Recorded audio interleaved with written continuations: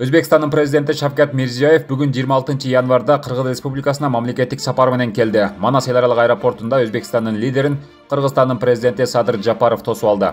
Флагштокторго эки өлкөнүн желектери илинип, килем төшөлүп, аны бойлото ардактуу кароол тизилди. Мамлекет башчылары жана алардын жубайлары кыргыз артисттеринин коштоосундагы концерттик программаны көрүштү. Өлкө лидерлери мамлекеттик сапардын алкагында эртең 27 январда тар жана кеңири курамда эки тарапты кызыктырган маселелердин кенен топтомун жана эки тараптуу кызматташуунун мындан ары тереңдетүүнүн келечегин талкуулашат. Бир катар эки тараптуу документтерге кол коюлат.